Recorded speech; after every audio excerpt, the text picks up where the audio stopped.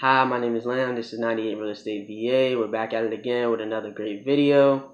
Thank you for everybody who has been liking, sharing, subscribing, and showing love. I really appreciate it. Here on this channel, we talk about everything from savings and budgeting to investing in real estate. Today, I wanted to talk to you all about home ownership. This month is my 1-year anniversary of being a homeowner, and over the past 12 months, I have learned a lot, so I wanted to share that with you all. The first thing I wanted to share with you all is that your home will need repairs. I don't care if it's new construction. I don't care if it's recently renovated or anything. Your home will need repairs. I bought this home recently renovated and I needed repairs. The first repair I had within a month was I had a sink leak. I had to call a plumber out. That cost about $50. The next repair I had is the fridge. I think that happened maybe 2 months after me moving in. I would come home and I would see water in front of the fridge. I tried to fix it myself. I YouTubed it, went on Google. I tried to unclog what I thought was what needed to be fixed in the back. It was like a drainage hole that I thought was clogged up, and I tried to unclog it, couldn't get it. Ended up calling a handyman out. He didn't really know what he was doing either. We spent like 2 hours on a Saturday. He's Googling stuff, YouTubing stuff, and come to find out that we just had to pour hot water down the drainage, and he got me a pan to hold some of the water in. Ended up charging me $150. I think it was maybe even more than that, maybe like $200 to pour hot water down my drainage hole in the fridge. So yeah, that was one repair. Another repair I had was a roof leak. A couple months after we had a real bad storm, our roof was leaking, so I called out the people who actually renovated the property. So honestly, after I bought the house, they have no obligation to come out here and guarantee any of the work that they did or fix the work as far as my contract went. But they did come out here just to, I guess, be nice. So they fixed the roof leak, so I didn't have to pay for that. But I kept coming to them with more and more problems because the way they rehabbed the house was just so shoddy that it was more problems to come. And eventually they just stopped answering the phone. They stopped answering my calls because they didn't want to fix the work that they had done. So my biggest repair that I had to do was the AC. So for a long time, I didn't know that the AC needed to be replaced. I recently got it replaced. That cost me $1,500. But before I knew that, I spent money on insulation and I spent money on ductwork. I spent about $750 on the ducts, getting those redone because I was told maybe I had a leak at the ducts. That wasn't the case. As far as I know, it might have helped a little bit, but it didn't fix my problem. And I also put insulation in the floors because it was just so cold in here in the wintertime. So I put the insulation thinking that would help, and it did help a little bit, but it still did not fix my problem. Like I said, my AC was brand new. My AC was built in 2018 and was started in 2019, so nobody thought that a AC unit that was 1 to 2 years old would have those type of problems. So come to find out that whoever brazed the joints together, they just didn't do a good job, so I ended up getting the whole unit replaced. And as far as I can tell, it seems to be working fine. It's working a lot better. So when you own a home, you are going to have problems. You are going to go through things. I think just adding up the stuff, the cost that I've had over 12 months, that's about $2,900. So people talk about the price of home ownership. And like I said, when I bought this house, I put $3,500 down, but people fail to mention $3,000, close to $3,000 that I spent over the past 12 months on top of the $3,500. So now I'm $6,500 all in over the past year. So that is something that you want to keep in mind when you buy your house. Tip number 2 is that your home warranty will be your best friend. Have a point of contact for your home warranty on speed dial if you can. Your home warranty is going to save you a lot of money. It's going to help solve a lot of problems. And the problems that I'm talking about as far as the repairs and the home warranties, this is just from my side of the duplex. This is just from my unit. It does not have anything to do with my tenants. It does not have anything to do with my roommates. These are just repairs that I have, like me. If it was a single family home, these are repairs that I may have encountered. So having that home warranty really helped me out a great deal. Like I said, I got my AC fixed, and it cost me $1,500. But that's with the home warranty. Without the home warranty, I'm thinking they priced it somewhere between $7,000 and $10,000. They didn't give me an actual cost because I was going through the home warranty, so I guess they didn't feel the need to give me, a real number. They just gave me an estimate between $7 and $10. I also got the ductwork replaced, so that was a cost of $2,300. But like I said, I only ended up paying $750 out of pocket. So that home warranty really came in handy. Most home warranties, they do like $100 deductible, and then they cover the rest up to a certain amount. So if you can get your seller or the agent that you are working with, they will pay you a 13-month home warranty. No charge to you. It's free. It comes out of their commission or from the seller. So definitely get that. If you are not able to get that, call up your home warranty people in your area and definitely get a home warranty.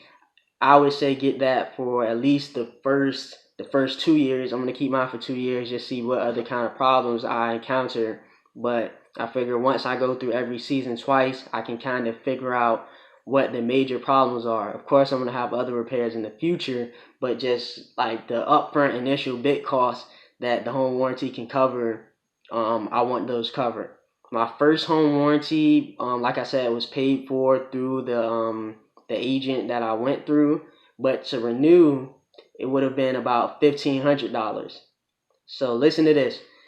The current home warranty that I had was $1,500, but then there was a home warranty through the mortgage company for $800.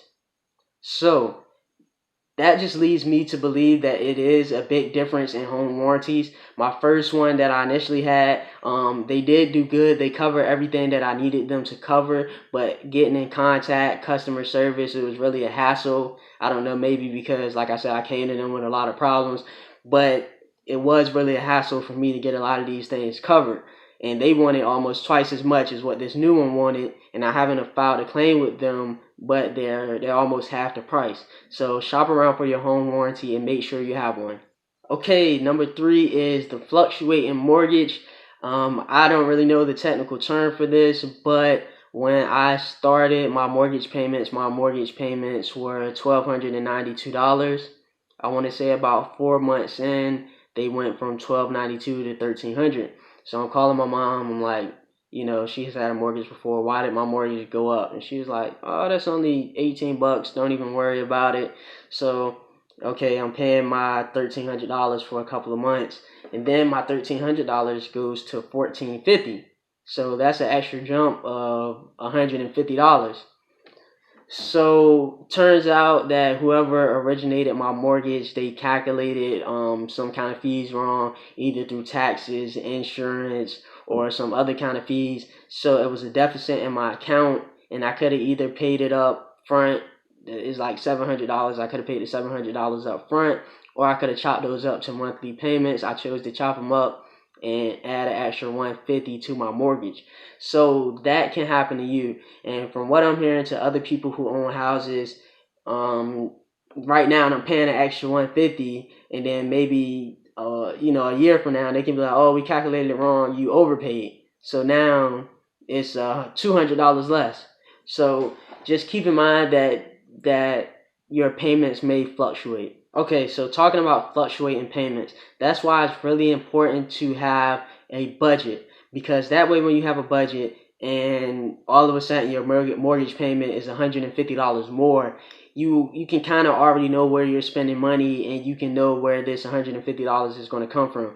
Are you going to cut money off your entertainment, or are you going to take it from your savings? You can kind of already know, and you already built the foundation, versus you owe an extra $150 every month, and it's like, oh no, what am I gonna do? I have no idea what I'm doing with my money. So It's very important to have a budget when you're doing this. It's very important to have an emergency fund. Like I said, with the amount of money that I spent in repairs, that would really help you a long way. So I mentioned this in a lot of my videos. It's because it's important. Having an emergency fund and having a budget is two necessities. If I didn't have that, I would really be struggling right now. I'm not saying I wouldn't have my home, but I would really be living paycheck to paycheck when I'm talking about fees, or I'm talking about taking out loans, interest, late payments, messing up my credit. You don't want to go through that.